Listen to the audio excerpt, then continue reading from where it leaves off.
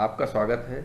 मैं डॉक्टर राजू शर्मा, सहायक प्राध्यापक इतिहास, शासकीय जेएमपी महाविद्यालय तखतपुर, जिला बिलासपुर, छत्तीसगढ़। आज हम एमए के चतुर्थ सेमेस्टर के पेपर द्वितीय आधुनिक भारत 1858 से 1964 ईस्वी तक आर्थिक, सामाजिक, सांस्कृतिक के अंतर्गत इकाई 5 के टॉपिक भारत में समाचार पत्रों का विकास पर चर्चा करेंगे।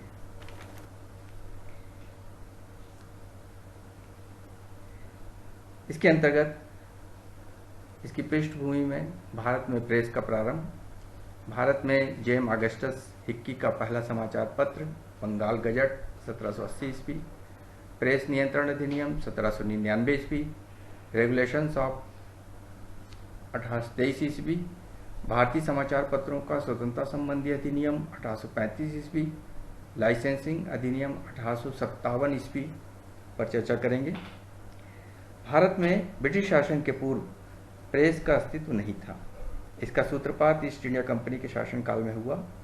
18वीं शताब्दी के द्वितीय चरण के अर्ध भाग में एंग्लो इंडियनों तथा यूरोपियनों ने अपने जनरल निकालने आरंभ किए थे। इन जनरलों के दो प्रधान उद्देश्य होते थे, अर्थात सूचना को फैलाना तथा आनंद लेना। इन जनरलों में यूरोप तथा इंग्लैंड के पत्रों में प्रकाशित समाचार पत्रों में से लंबे लंबे उद्धरण लेकर छाप दिए जाते थे। इस प्रकार भारत में प्रेस का प्रादुर्भाव अंग्रेजी शासन के स्थापित होने से होता है। अतः हम इसे पूर्व तथा पश्चिम के संपर्क का परिणाम कह सकते हैं। भारत में 1780 ईस्वी में सबसे पहला समाचार पत्र जेम्स अगस्टस हिक्की ने बंगाल गजट नाम से प्रारंभ किया।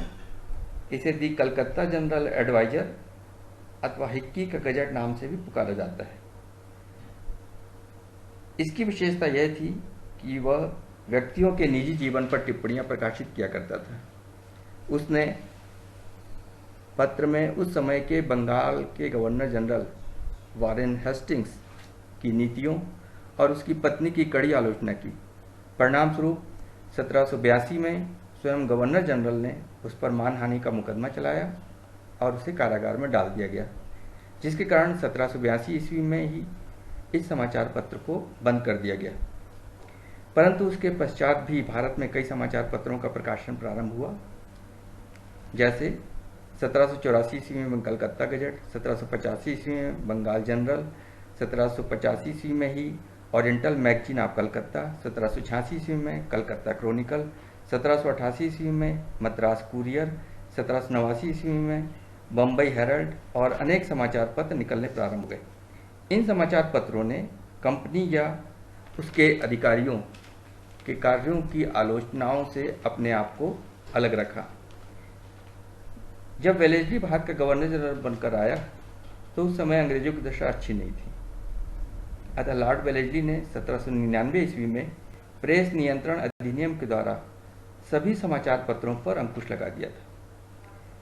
लॉर्ड हेस्टिंग्स, जिनका कार्यकाल 1813 से 1823 ईस्वी तक रहा, इन्होंने पूर्व सेंसर की व्यवस्था को समाप्त कर दिया, लेकिन कुछ प्रतिबंधों को छोड़ करके। हेस्टिंग्स ने सर थॉमस मुनरो को भारत में समाचार पत्रों की जांच करने के लिए नियुक्त किया।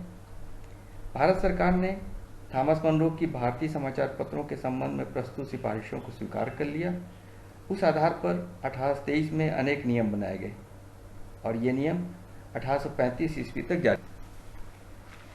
भारतीय समाचार पत्रों के स्वतंत्रता संबंधी अधिनियम 1835 के अंतर्गत चार्ल्स मेटकाफ ने अपने शासनकाल में सबसे महत्वपूर्ण कार्य किया कि प्रेस को पूर्ण स्वतंत्रता दे दी। इस प्रकार 1835 से 1857 ईस्वी तक भारतीय समाचार पत्र स्वतंत्र रहे। लाइसेंसिंग अधिनियम 1857 ईस्वी। 1857 के विद्रोह के दौरान भारतीयों तथा अंग्रेजों के बीच जो कटुता उत्पन्न हुई, उसकी अभिव्यक्ति समाचार पत्रों में भी हुई। लॉर्ड कैनिंग, जो उस गवर्नर जनरल थे, उन्होंने एक अधिनियम पारित किया। उसके अंतर्गत प्रेस रखने और चलाने के लिए लाइसेंस रखना अनिवार्य कर दिया गया। लाइसेंसिंग अधिनियम के पारित होने के बाद समाचार पत्रों पर पुनः पाबंदियां लगा दी गई। प्रारंभ में ये पाबंदी केवल ब्रिटिश काल में समाचार पत्रों का विकास, लेकिन ये 1867 ईस्वी तक जारी। पंजीकरण अधिनियम 1867 ईस्वी।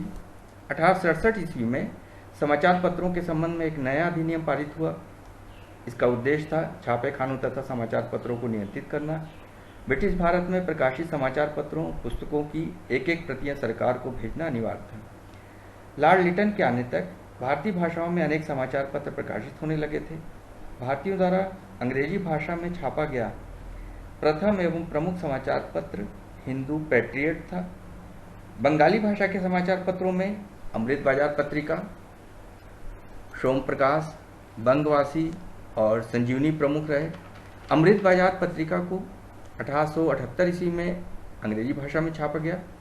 मद्रास में हिंदू अंग्रेजी भाषा में छपने वाला प्रमुख समाचार पत्र बना। 1878 ईस्वी में लाहौर में ट्रिब्यून का प्रकाशन आरंभ किया गया। 1878 ईस्वी में इंडियन हेराल्ड का प्रकाशन आरंभ किया गया। महाराष्ट्र में मराठी भाषा में केसरी, इंद्रप्रकाश, नेटिव ओपिनियन तथा दीनबंधु और अंग्रेजी में साप्ताहिक पत्र के रूप में मराठा अत्यंत लोकप्रिय हुए।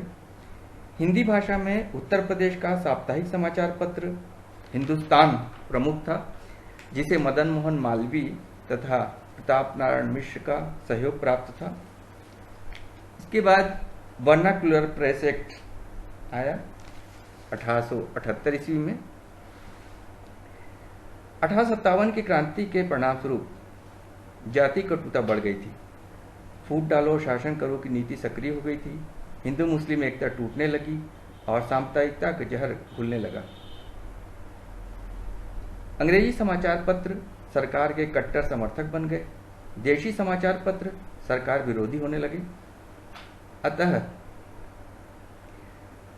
नवोदित राष्ट्रीयता के दमन के लिए सरकार सचेत हो गई। इसी समय महान प्रतिक्रियावादी और साम्राज्यवादी वायसराय लॉर्ड लिटन ने पद ग्रहण किया। देश अकाल और महामारी से तबाह था, लेकिन लिटन ने दिल्ली में भव्य दरबार का आयोजन किया। देसी समाचार पत्रों में इसकी तीव्र निंदा की गई। अतः लिटन ने 1878 का वर्नाकुलर प्रेस अधिनियम पारित किया। इसके कुछ प्रावधान थे, जैसे प्रत्येक देसी समाचार पत्र के संपादक को सरकार विरोधी कोई लेख प्रकाशित न करने का वचन देना पड़ता था।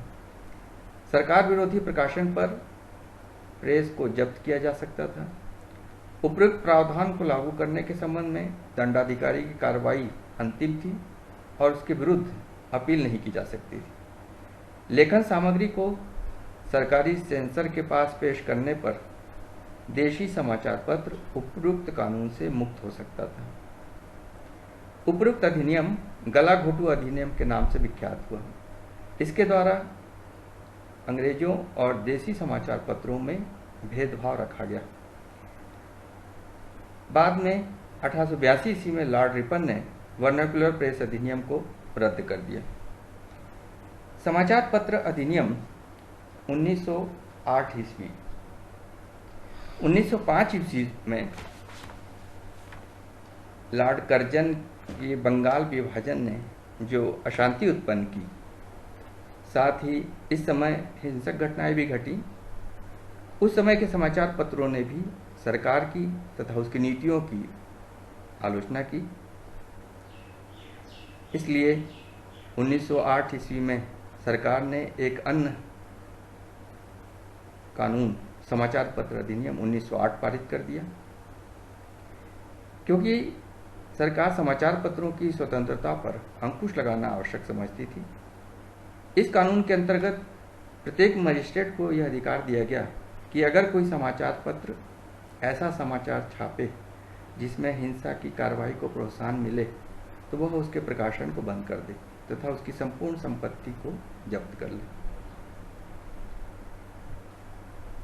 साथ ही स्थानीय सरकारों को ऐसे समाचार पत्रों के प्रकाशन को रोकने का अधिकार दिया गया एवं समाचार पत्र का मालिक सरकार की ऐसी कार्रवाई के विरुद्ध 15 दिन के अंदर ही उच्च न्यायालय में अपील कर सकता था। इस कानून के द्वारा सरकार ने 7 समाचार पत्रों की संपत्ति को जब्त किया तथा 9 के प्रकाशन पर प्रतिबंध लगाया। 1908 ईस्वी में केसरी अखबार में सरकार विरुद्ध लिखे गए लेखों के आधार पर लोकमान्य तिलक को 6 वर्ष की सख्त कैद की सजा देना इसका एक उदाहरण था। भारतीय समाचार पत्र अधिनियम 1910 ईस्वी 1910 ईस्वी में एक अन्य कानून भारतीय समाचार पत्र अधिनियम के द्वारा समाचार पत्रों से सुरक्षा लेने और उसको जब्त करने की व्यवस्था को पुनरारंभ किया गया। इस कानून में लॉर्ड लिटन के काल के सभी लक्षण पुनर्जीवित कर दिए।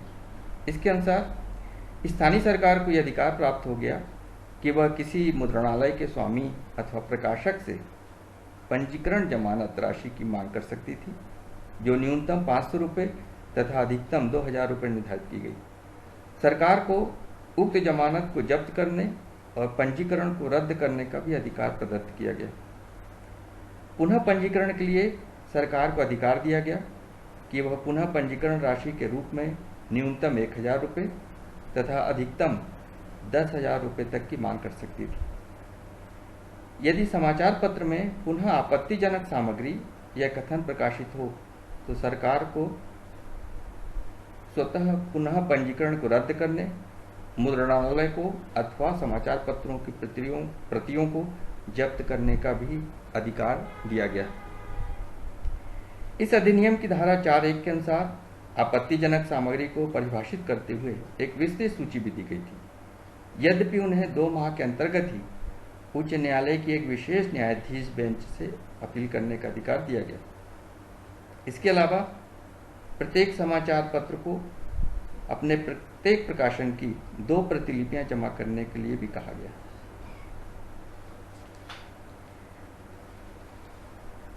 इस एक्ट के तहत 991 मुद्रणालयों तथा समाचार पत्रों के खिलाफ कार्रवाई करते हुए सरकार ने 286 समाचार पत्रों को कड़ी चेतावनी दी।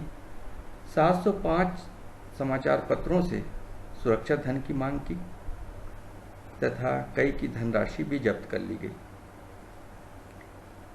तब भी 20वीं सदी के दूसरे तथा तीसरे दशक में समाजवादी और साम्यवादी विचारों से प्रभावित कई नवीन समाचार पत्र आरंभ हुए।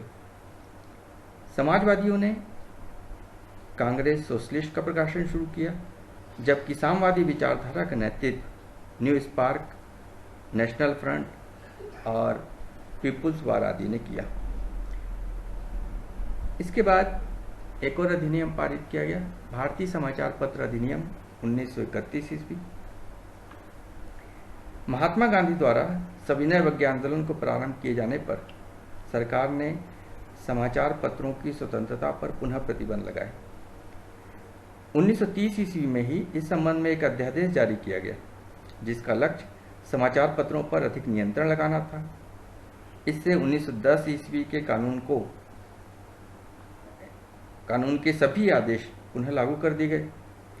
इस कानून के तहत प्रथम 5 वर्षों में ही 5 लाख रुपए की जमानतें जब्त कर दी गई थी और 1931 ईस्वी में एक अन्य कानून भारतीय समाचार पत्र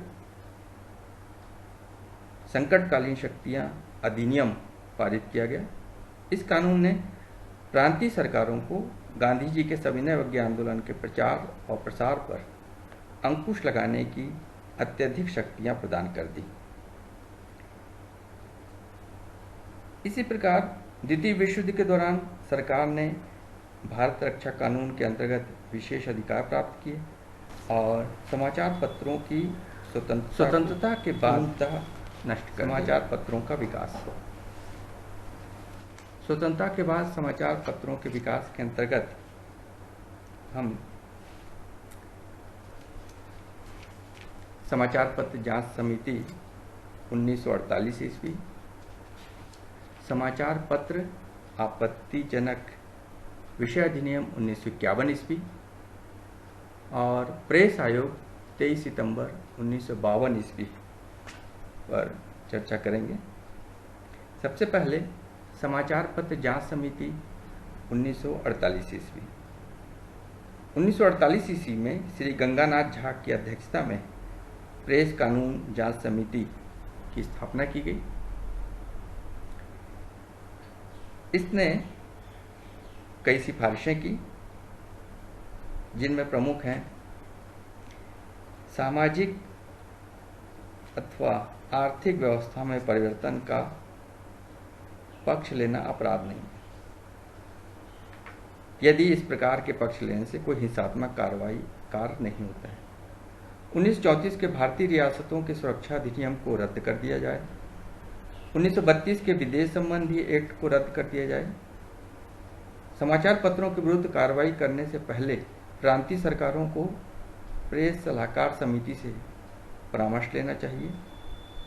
इंडियन प्रेस इमरजेंसी अधिनियम की कुछ धाराओं को छोड़कर शेष सारा अधिनियम रद्द कर देना चाहिए। भारतीय दंड संहिता की धारा 124A और धारा 144 में संशोधन किया जाए।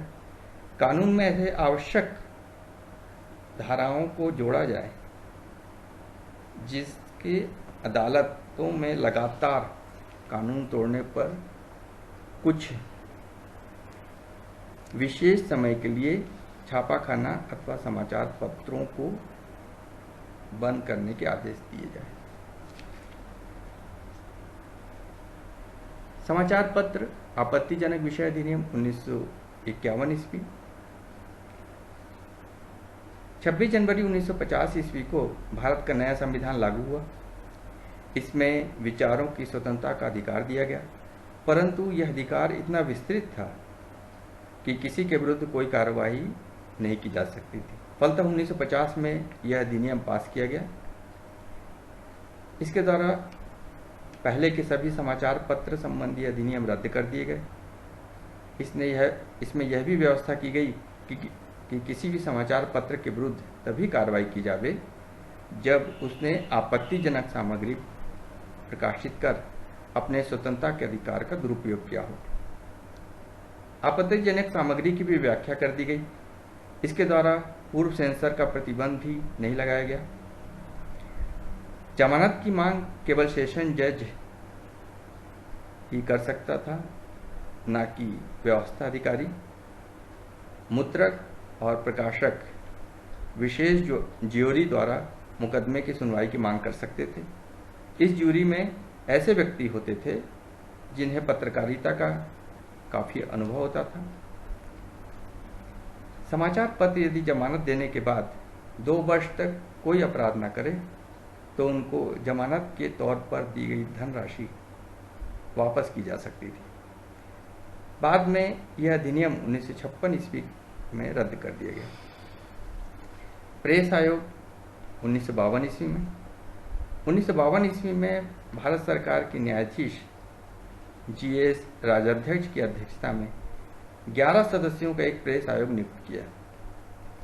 इसने अपनी रिपोर्ट 1954 में पेश की। आयोग ने एक अखिल भारतीय प्रेस परिषद की स्थापना की सिफारिशें की, जिसमें 25 सदस्य हों, इनमें 13 अनुभवी पत्रकार हों और इनका अध्यक्ष किसी हाई कोर्ट का सम्मान अथवा अवकाश प्राप्त न्यायाधीश होना चाहिए। आयोग ने अपनी सिफारिशें प्रस्तुत की और भारत सरकार ने इस आयोग की बहुत सी सिफारिशों को स्वीकार कर लिया और उन्हें कानून का रूप। निष्कर्ष रूप में हम ये कह सकते हैं कि यह स्पष्ट है कि भारत में समाचार पत्रों का विकास ब्रिटिश सरकार के निरंकुशतापूर्ण शासन में अनेक विरोधों के बीच हुआ। स्वतंत्रता के पश्चात समाचार पत्रों की दशा सुधारने के लिए अनेक सम्मेलन हुए और विभिन्न आयोगों का गठन किया गया। धन्यवाद।